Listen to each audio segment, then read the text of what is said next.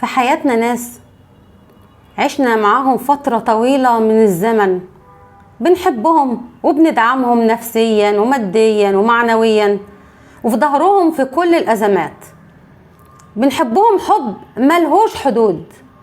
لما بيبقى عندهم أي مشكلة بيجوا يجروا علينا نحلها لهم، وبعد ما نحل لهم المشكلة بينسونا، وبياخدنا الزمن وبيروح الزمن وما يسألوش فيك ولا يعرفوا حاجة عنك، وبتقعد تدور لهم على أعذار وتقول يمكن، معلش.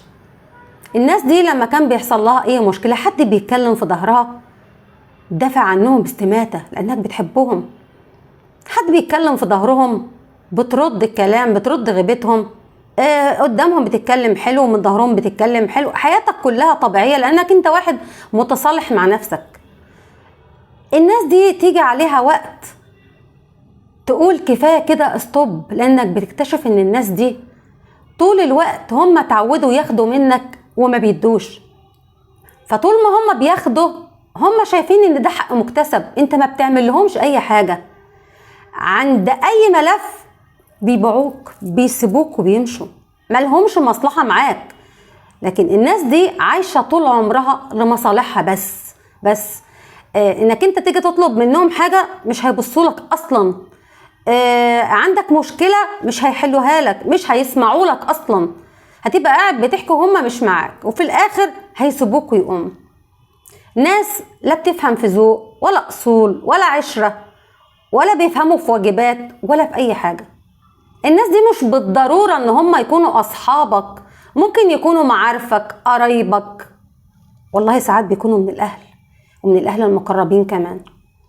الناس دي عايزة تاخد وما تديش.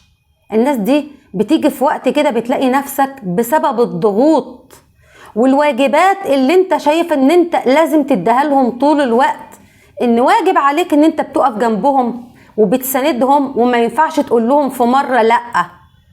بتيجي في وقت غصب عنك مش قادر تساعد، يعني اللي في ايدك عملته. تلاقي بقى بيغلطوا فيك، بيتكلموا عليك من ظهرك، بيشتموا فيك.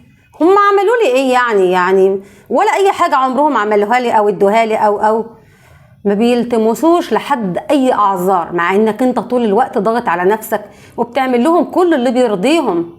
احيانا بيكون عشان العشرة، احيانا علشان حبك الزايد ليهم، احيانا عشان صلة الدم، احيانا عشان اصدقاء العمر. ولكن انت بتيجي في وقت بتلاقي نفسك جالك كل الامراض بسبب ان انت بتسامحهم وبتلاقي لهم الاعذار طول الوقت. بتلاقي نفسك جالك الضغط والسكر والقلب. الضغوط دي كلها بتجيب لك كل الامراض. الناس دي بتشوفك وانت عيان ما بيحاولوش ان هم يسألوا عليك مرة بتليفون، بينسوك. انت مش في الذاكرة عندهم لان انت اساسا مش في حساباتهم.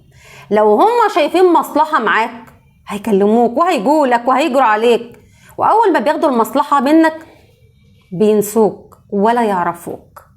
الناس دي آن الأوان ان انت تنسفها من حياتك، تشطبها من حياتك. حياتك انت اللي هتكملها دي شوية اللي باقيين من عمرك. انت هتعيش حياتك مرة واحدة، هتكمل حياتك ضغوط وتعب أعصاب وتفاني، وتعيش دور انك انت شمعة تحترق من أجل الآخرين. لا، ولا تحترق ولا تعيش طول عمرك تدي وما تاخدش. لا، يتحرقوا هما. انت لما بيجيلك الأمراض وبتقع محدش بيسأل عليك ولا حد بيسأل فيك ولا بيعتبروك عايش أساسا، ولا كنت في يوم من الأيام تعرفهم أو يعرفوك. الناس دي بكل بساطة كده وبكل أريحية اشطبها خالص من حساباتك عشان تقدر تكمل حياتك اللي باقية دي بتاعتك انت. عيشها بقى بعيد عنهم ومن غيرهم، وبالمناسبة هتلاقيها من غيرهم أحسن كتير، لأن انت كنت عايش طول الوقت باقي عليهم، هما مش باقيين عليك. واللي بيبيعك بيعه وانت مش خسران، ده انت كسبان بقى ان انت هتعيش حياتك بمزاجك من غيرهم. لا هيقرفوك ولا هيتعبوك ولا هتلتمس لهم اعذار ولا هتقول كان ومش كان. خلاص عيش حياتك لنفسك انت اللي باقي من عمرك ليك. قط وابدأ من الاول وجديد، صفحة وانطوط. ايا كانوا هم مين في حياتك، قط عيش بقى حياتك بتاعتك انت، ريح دماغك، كفاية امراض جاتلك من وراهم، وابعد عنهم بمشاكلهم وبقرفهم. ونصيحة، لو عملت كده اقسم بالله هترتاح وهتعيش حياتك مستقر، لا هيقرفوك ولا هيتعبوك ولا هيتكلموا من ظهرك، انسفهم تماما من حياتك. انا بشكركم جدا. السلام عليكم ورحمة الله وبركاته.